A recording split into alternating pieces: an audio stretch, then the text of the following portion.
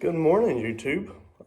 It is that time of the maintenance period again where I need to rotate my tires and check out everything that's under the truck. I did notice the small drip from my rear pinion seal and my rear axle. I could probably do that here, but between finding a nut or a socket big enough for the main nut on it and how tight to retorque it to, I think I'd just take it to a buddy of mine that's a professional. But everything else, I can kind of figure out for this maintenance. The truck is a 2012 Ram 3500. Today we're going to be talking about the Cardan joint, which is your front drive shaft meets up to your transfer case. There is a double U-joint there. It's called a Cardan joint. I hope I'm saying it correct because that's how it's spelled. These joints have to be greased every oil change. There's a sticker under the hood on the fender that reminds you to grease it every oil change because they are known to fail if you don't. I'm not going to be the one to say that's a bad design, but it's in most Ram pickups from the way I understand. Even all the way up to brand new ones, even the older models from the 90s.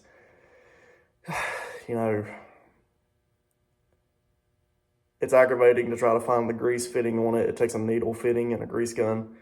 I have found mine and marked it with a paint marker so I can just find it every time I grease it. I do grease it often.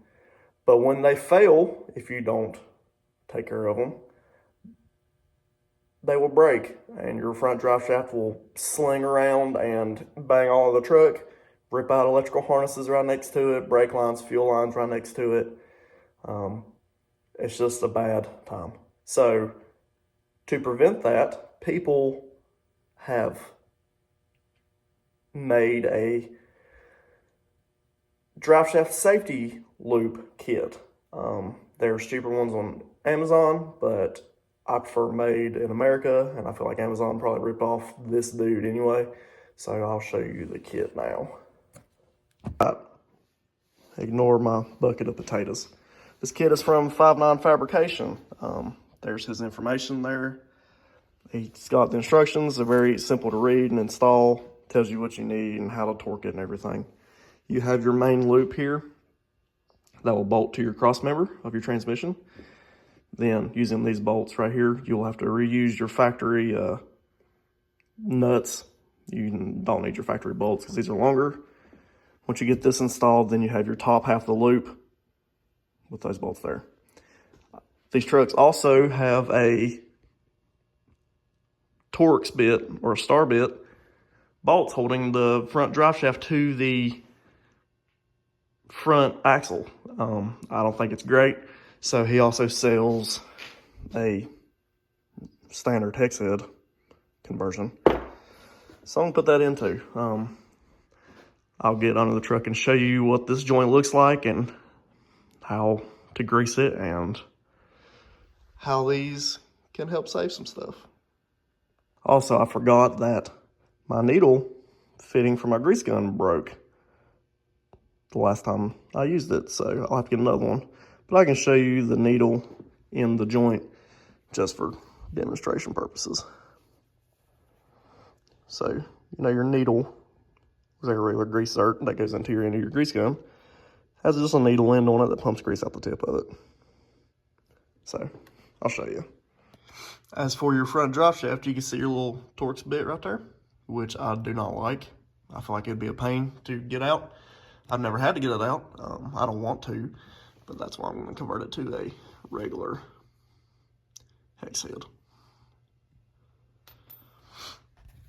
I had to laugh at this. We've just got our first snow down here. It doesn't snow very often, and we're kind of packed in around here right where I'm going to be working today.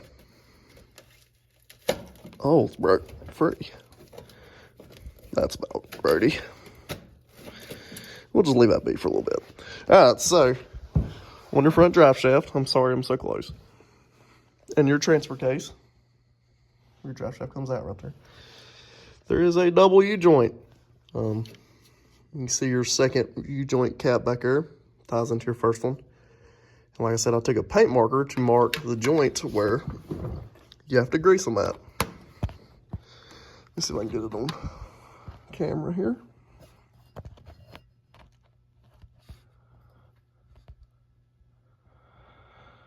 So way up in that joint, right above the cross member where it's hard to get to, there is a fitting that has a little center spot in the middle for your needle and your grease gun.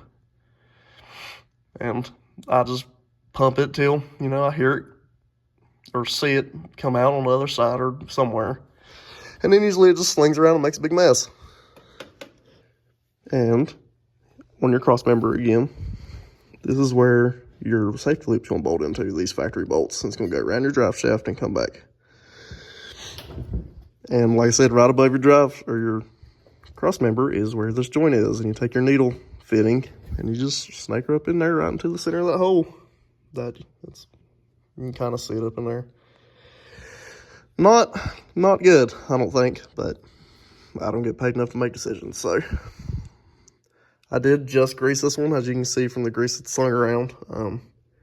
So I'm just going to focus on putting this loop in, but that is how you grease it.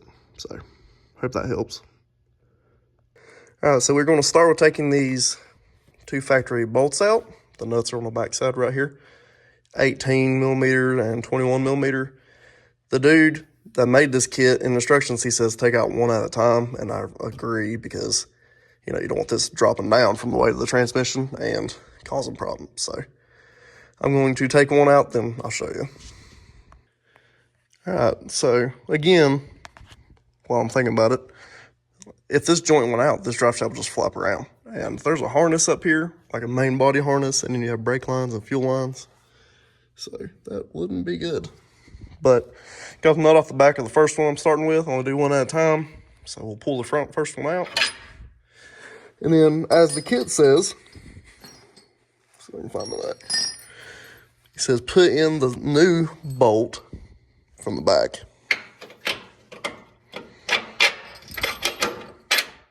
Just like that.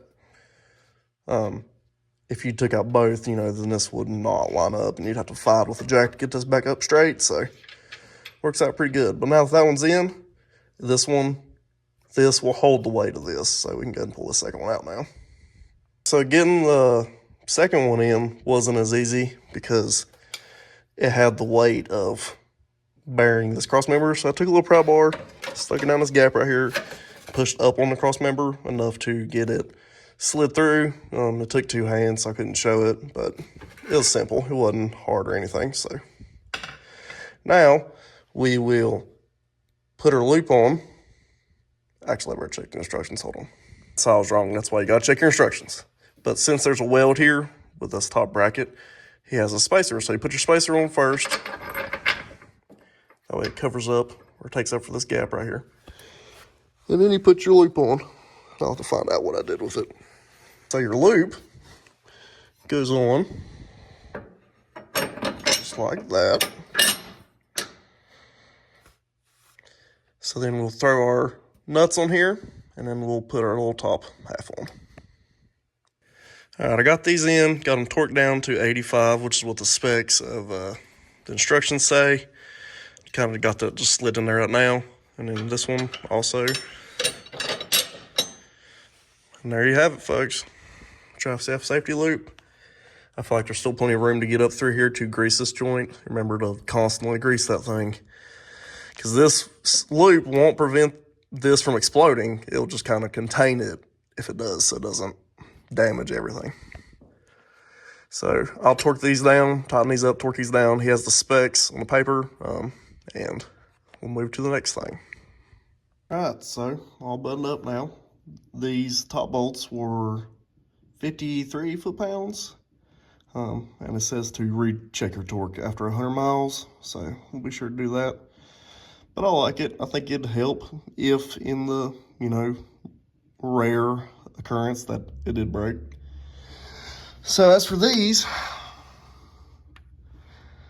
all I have are stubbies, and it won't fit in there. So I'm either going to have to see if I have some long reach ones laying around here, or might just have to do it another time. So I'll let y'all know in a second. All right, so now we're at the back of the truck because I couldn't find the bits I needed to get those front drive shaft bolts out. So I'll have to see what size it is and order some. But like I said earlier, that I have a pinion seal leak, which the pinion is where your drive shaft bolts into your center section on your rear end. So there's a big seal right there. And she started leaking on me because my vent tube that goes way up in here from the top of your rear end, that right there, was stopped up. So it developed a pretty bad leak in a matter of like 2 days just because that tube was stopped up. So always check your tubes, guys. Don't be like me and now have to pay to get this fixed or try to fix it myself because of something simple. But it was a pretty bad leak. I unclogged the vent and was hoping that the leak would go away. But it still dripped a little bit. It definitely slowed down a lot because since it couldn't vent at the top of the rear end, it was venting out the next weakest link, which was the front seal. And you can tell that it leaks because it'll run out and run down here and drip on the ground. But this, for days, it was dripping from here like it normally would. But now it's just wet right there. So maybe the leak has slowed down a lot, or maybe we're just out of fluid. So I'm gonna bring y'all with me and check it. Let's see somewhere I can stick my light at. So there's no drain plugs on these rear ends. This is an AAM, American Auto Manufacturing axle, 11.5-inch ring gear for a Ram.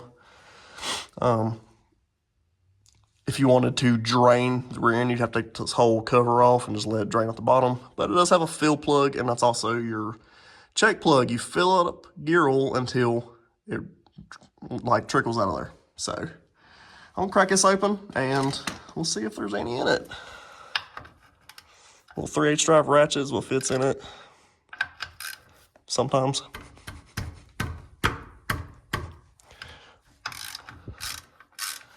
I hope this thing's not empty. That would be pretty bad.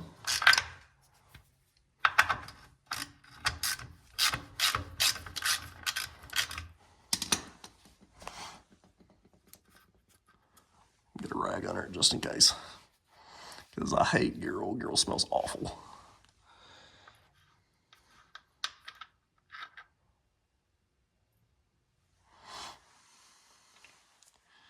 And, oh, she's full. So, see gear oil dripping on my finger. Well, good. That means my leak has drastically slowed down. See, it's dripping now.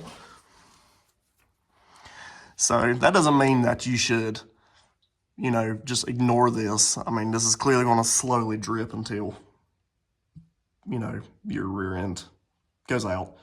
But I will have this fixed. The seal is actually supposed to be coming in the mail today, and I have a buddy that can do it for me, so. But I'm glad to see that. We'll add that since my pinion seal has been leaking so bad, I've been buying the cheap stuff to put back in it until I get it fixed, just regular 80/90 from Walmart. But it leaked so bad in the 2 days that it was leaking since the vent stopped up that this entire jug, which is a quart, is down about my thumb. That's how much I put in it. And now it has hardly dripped at all. It's still a little wet. I'm still gonna get it fixed, but you know, some people say that when you clean out these vents that they will stop leaking, and this one sure about has. You know, still gonna get it fixed. I still already have the seal almost here, so. But I mean, that's pretty good. I am gonna put Mopar limited slip additive in it with some actually good synthetic gear oil when I do have this seal fixed, the flush rear end and stuff like that. So just wanted to add that in. So along with my maintenance, I'm going to rotate my tires.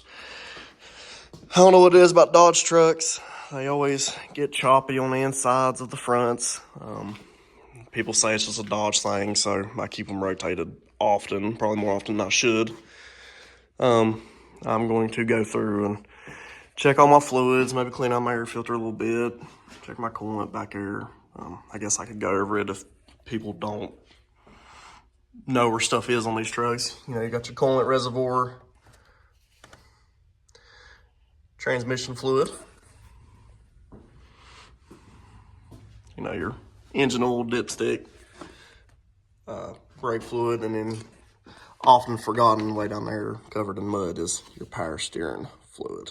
So I'll check all that and rotate these tires. I'm not going to show that to you because, well, if y'all want me or want to see rotating tires, y'all can comment and say so.